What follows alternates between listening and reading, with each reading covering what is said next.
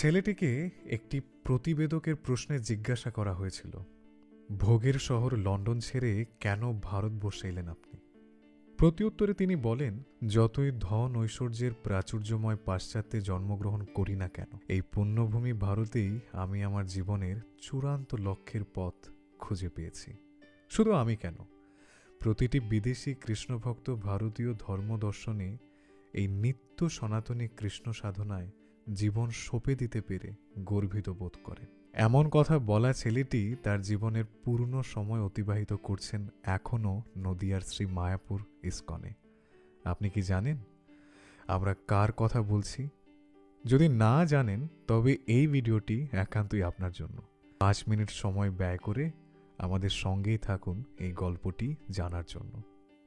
সময়টা দ্বিতীয় বিশ্বযুদ্ধের সময়, যে সময়টা বাচ্চারা খেলাধুলা, আনন্দ উচ্ছ্বাসে